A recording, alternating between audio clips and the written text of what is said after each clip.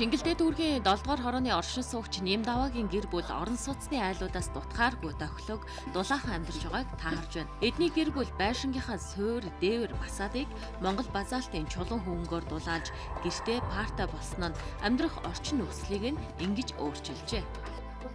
Манайх нодлон жил 2 портер нүүрс авч төлсөн.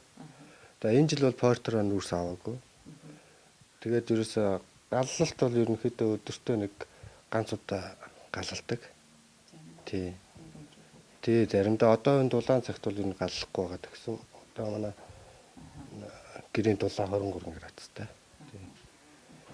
Тэгээ энэ гадна талын дулаан алдалт байхгүй болсноос бол ерөөсөө эрс эдийн засаг хэсэгт бол хэмнэлттэй. Өмнө их хэмжээний мөнгө зарцуулдаг гэсэн баг тий. Тий. Тэр чинь нодлон л бодох чинь 300-аас 400 мянган засна юм үрсэн. Манайх ч сая яг өнгөрсөн сард тогны мөнгө яг бүтэн төлсөн л дөө. 80 гаруй мянган заслал гарсан. Тий, тэгээд хөнгөлөгдөд 32 мянган тушаас. Дулаан алт байхгүй болохоор ерөөсөө тэр захилгаанууд ч гэсэн бас хэмжиж байгаа байхгүй юу? Байнгын залгаад байхгүй. Грац зарж байгаа тэрнээс доош ороод ирвэл залгах. Ийм дулаалгатай ингээд ийм холбогдсон гот ипотекийн зээлэнд хамрагдах эрх хэмтэр бас нэгдэж байгаа шил. Ягаад гэвэл энэ тодорхой хэмжээгээр энэ дэвшилт технологи, ийм эко болон цахилгаан хаалгаар ашиглаж байгаа айл өрхүүдийг ипотекийн зээлэнд бас эхний ээлжинд хамруулах, инженерийн шугам сүлжээ очсон газруудыг эхний ээлжинд хамруулах энэ журмуудад бас өөрчлөлт ороо явж байгаа. Одоо бид нар ипотекийн зээлийг бас 4-5% руу аваачих талаар яг одоо хилцүүлгүүдийн дээр өрнөж байгаа. Тэгэхээр бас та нарт боломж нэгдэж байгаа гэсэн үг нөхөөсөө тий. Эдний гэр бүл жорлонгийн асуудлаа хэрхэн шийдсэнийг та харж байна. Өвлийн хүйтэнд гадаа гарах шаардлагагүй. Гол нь хөрс бохирдуулахгүй шийдлийг нэвтрүүлсэн байна.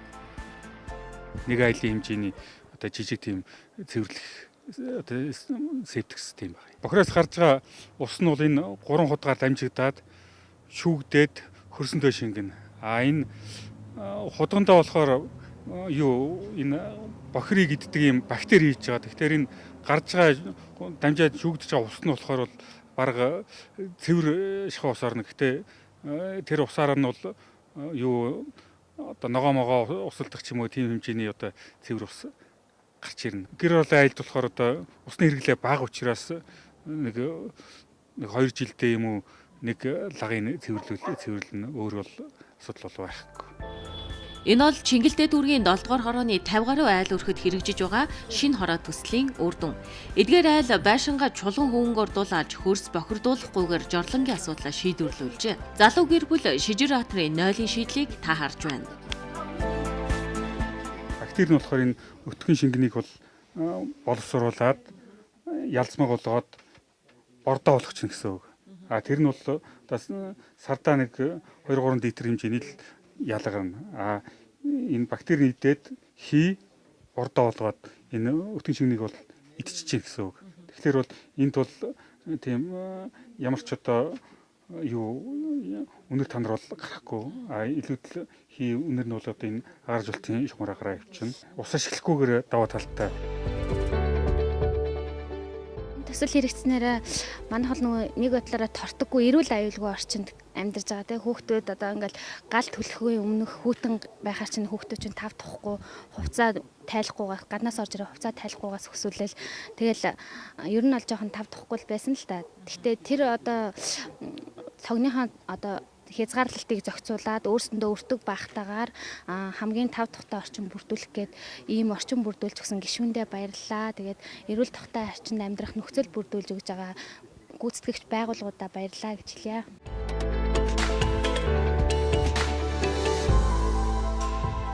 Чингэлдээ дүүргийн 7 дугаар хорооны Ахмад настан даваа сүрэнгийн гэр бүл энд амьдраад 10 гаруй жил өнгөрчээ. Эхнэрээ асарч халамжлагтай зэрэгцээд түлээ нүүрсээ бэлтгэн гэдэг тэтгэврийн хүнд амаргүй ажил. Одоо эднийх нүүрс түлж утаа үйлдвэрлэх шаардлагагүй болжээ. Көөгнүүд гэсэн баярлж байна одоо явсан тий. Би тийм дөлөө галдууд санаа зовоод байдаг байхгүй. Одоо ингээд цагаан дулаахан цагаан галдууд одоо көөгнүүд баярлж байна. Баярлж л байдаг. оюун гэсэн баярлж байна. Хийж байгаа ажлын хийж байгаа бүгд сайн баярлж байна. Сайхан байна. Олон жил модон жорлон хэрэглэж гал түлсэн айлуудын хувьд одоо шин шийдлийнхээ үр ашгийг өдөр бүр гаргаж байх нь чухал байна. Тэд соёлын нэг шинэ үрийг өөрсдийнхөө эргэн тойронд тарих юм. Яг одоо жишээл их халуун байна танах. Тэгсэн энэ параад хамгийн дээр нь тавьсан байна л да. Мэд анзаараагүй тэгсэн. Би зан мэддэг. Энүүгээр л ихсгээ багсах чинь шүү дээ. Энэ дээр байна. Одоо эн чинь ийшээ болохоор ихсэн, ийшээ болохоор багасна. Оо за. Энийг мэдэхгүй. Ингэх хэрэгтэй. Одоо маш халуун байна бүр. Энэ ч одоо эрчим хүчний үн цахилгааны үн төрөл нөлөөлнө шүү дээ. Тэгэхээр багасчих юм бол тэгэл та багал мөнгө төлнө шүү дээ. за. Тэгээ тэрэн дээр нөгөө нэг градусаар тохируулдаг юм байгаа тий. Тэн дээр би нэг шин инцгээр л байж байгаа юм боддог. Энд бас соёлжих нэг үе шат эхэлж байгаа байхгүй. Энийг бас хороо дүүрэг иргэдийнхэн тангим дээр сургалт явуулах хэрэгтэй. Яг одоо сая энэ дээр зургатаар гардаг соёлын довтлогоо бид бас энд хамт хийх хэрэгтэй юм байна. За 3 дугаарт бас энэ цахилгаан пар ингээд тавиад эхлэхээр эрчим хүчний цахилгааныхаа энэ зохицуултыг зөв хийж сурах. Хизээ 1 кВт-аар ажиллуулах уу, хизээ 2 кВт-аар ажиллуулах уу, цонх форчга хизээ онгоолох уу тий.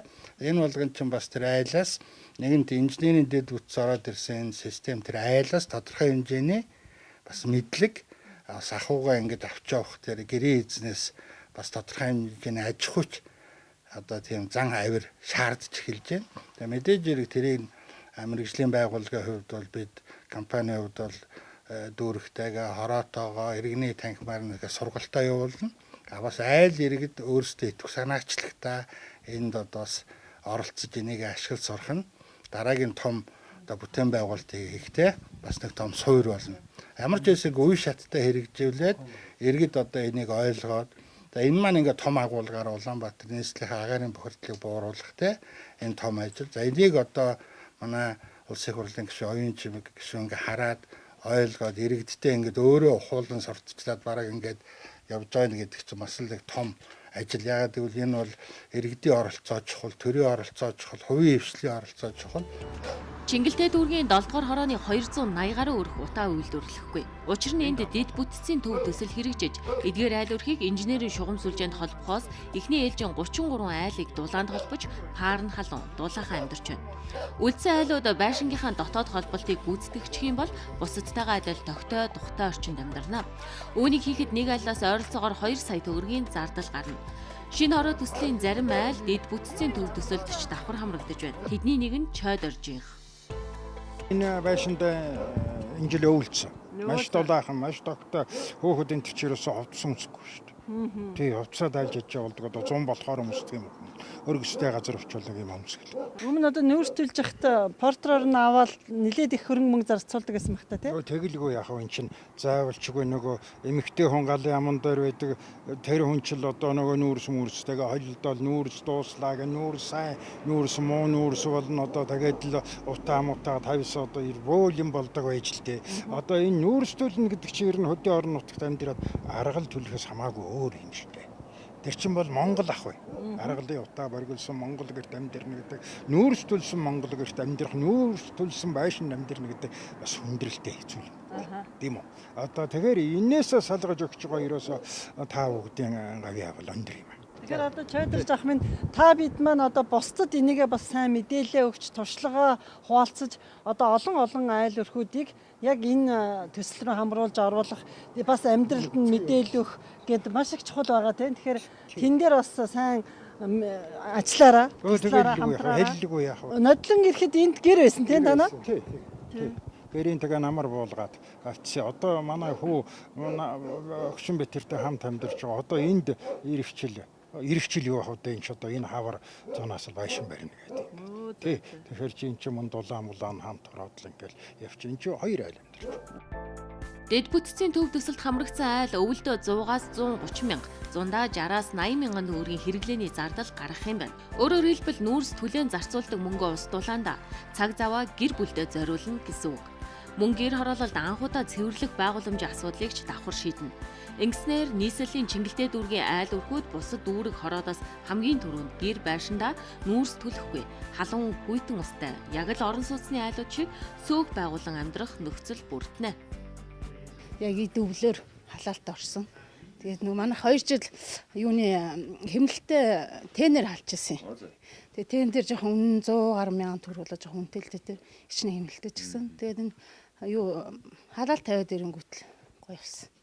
Тэгэл гар өлжцэн ирхэн өөртөө ч аятайхан тэгэл орчин гоё болоод ирэнгүүт хүмүүс ч гэсэн гудамж гэрээ гоё болох гол одоо энэ зурнаас эхлүүлэл хашаагаараа гудамж гоё ч гэсэн хашаан дотроо цэвэр янзлж мод тарьж гэдэг юм уу те. Засамл зам тавиад цемэнтлээ ч гэдэг юм шороо босхгүй талаас нь бүх юм аян гэл төлөвлөсөн л багаар ижил. Энэ байш одоо шинэ 80 м квадрат байш 30 сая 20 сая босгоо. Босно.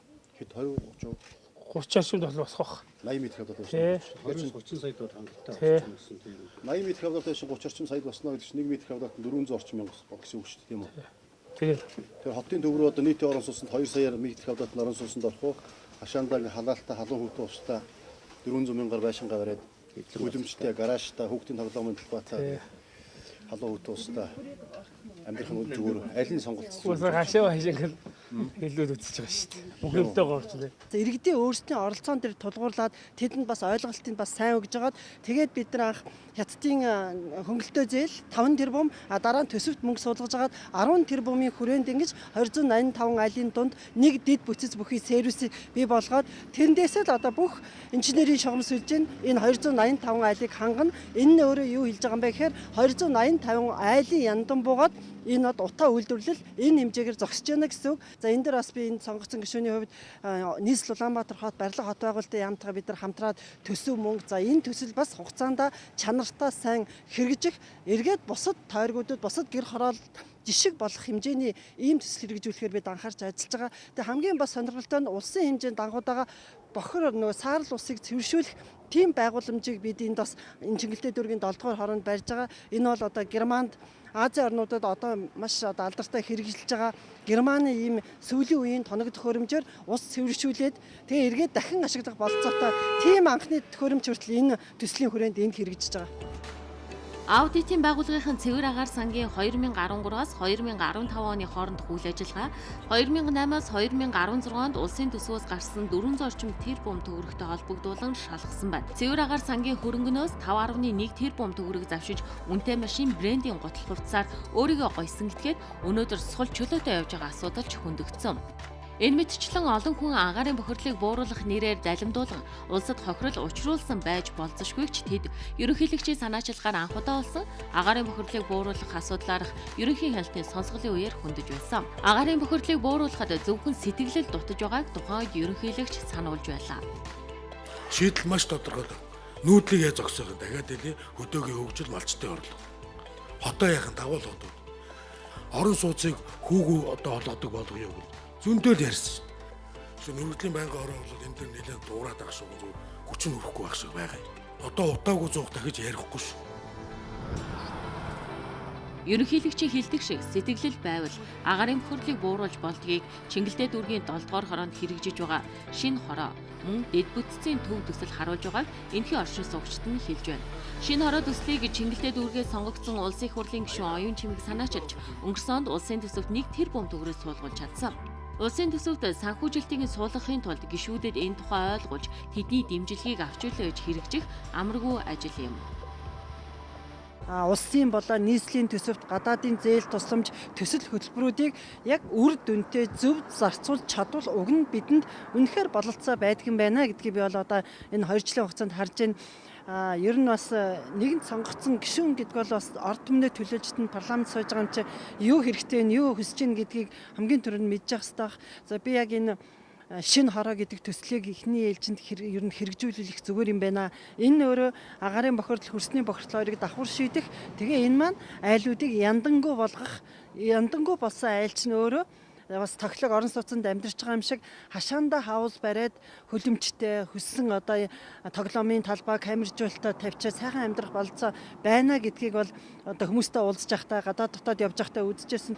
Тэгээ энэ өөрийн хэлээр яг орон сууцнд ингээд олон давхар орон сууцнд амьдарч байгаа юм шиг тийм нөхцөл харин хашаан дотроо ийм сайхан амьдрах бололцоо ингээд бүрдчихэж байна л да. Агарын бохирлыг бууруулах төгрөгийг хэрвээ яг ингэж зарцуулсан бол өнөөдөр Улаанбаатар хотын гэр хорооллын бараг 50% нь яндангу хашаанда орон сууцнд амьдрах сайхан бололцоо байжээ гэдгийг хараад би бас жоохон харамсаад байгаа. Тэгэд бид одоо цаашдаа бол ингэж байж болохгүй. Тэгэхээр одоо манай гэр хороолоо сонгогдсон гишүүд ч гэсэн за тэр засаг маань ч гэсэн яг энэ зөв юмд юунд мөнгөө зөв хуваарлаад тэндээ тэр тендер компани зөв оруулаад тэр хүмүүс маань яг энэ л ажлыг хийн шүү гэдгийг бодитоор нь хийвэл бололцоо байгааг энэ дэд бүтцийн төв төсөл манай энэ чиглэлтэй дүүрэгт хэрэгжүүлж байгаа шинэ хороо төсөл манаас жишг болоод харуулах болов гэж би бодож байгаа. Халуун хүйтэн ус ороод ирэхээр энэ халаалт дулаан бий болцохоор бид нарт ингээд ажлын цаг илүү гарч чинь тэр цагаараа ажил хийх болцоо гарч чинь хүүхдүүдээ бас орхиод явлаач гэсэн төлөвчгүй ингэчгүй гэсэн болгоомжл гайгүй болж ийн гэж ярьж байна. Энэ мэтлэн бол бололцоог нь бид ингээд бас нээж өгч байна хамтын хүчээр. Одоо харин бас нэг иргэд маань өөрсдөө ийм сайхан ахуй, энэ сайхан бас технологийн дэвшлиг ингээд оруулж ирж байгаа болохоор энэ бол асар их үнэтэй юм аа. Одоо айлуудын байршил, энэ байрны хувь хэмжээ одоо тэр суйрлуулж байгаа тоног төхөөрөмж шалтгаалаад 5-аас 20 сая төгрөгөөр энэ хөрөнгө оруулалт нэг айл анх удаа оруулж байгаа учраас ингээд бид нар төслөөр ингээд гаргаад оруулчлаа шүү дээ. Харин одоо иргэд маань энэ хөрөнгө оруулалтыг алдахгүй энийг маш зөв хэрэгжилж сураад тэгээ өөрсдөө одоо энийг цааш нь үргэлжлүүлж улам боловсронгуй болгох амьдрал ахуйгаа илүү дээшлүүлэх тал дээр санаачлахтаа хамтарч ажиллахыг би бас хүсч иргэдтэй хэлмээр байна. Ингүүл бидний амьдрал бид маш өөр болно. Чингэлтэй дүүрэг маань жишг дүүрэг болоод магадгүй өнөөдөр ховдоос хүртэл гişүүд ирээд эний чинь тэнд авчиж хэрэгжүүлээ шинэ хороо төслийг шинэ хөдөө төсөл болгоё нэрээ ийм гарц мөн байна гэд ирцгааж байна. Тэгэхээр энэ бол бидний хамтын хүч. Тэгээ хамтраа зөв юмыг хийгээд явал ийм их бололцоо байд гэдгийг бид одоо жил хагас 2 жилийн хооронд ингээд бас харуулж байна л да. Тэгэхээр энэний төлөө бол цаашдаа хамтраад ингээд ажиллах нь чухал юм байна гэж бодож байгаа. Олон жил ярианы сэдэв болж байгаа агаар орчны бохирдлыг бууруулахад иргэн та бидний оролцоо ч чухал юм. Жишээ нь Чингэлтэй дүүргийн 7 дугаар хороонд хэрэгжиж байгаа төслөө суралцаж, яг ийм жишгээр хашаандаа тогтоод ухтай амьдрах хүсэлтэй байгаагаа хороо дүүрэгтээ тойргоосоо сонгогдсон гишүүн тавьж өөрчлөлт давуу талыг 7 дугаар хорооныхон шиг мэдрэх боломж та бидэнд нээлттэй байна.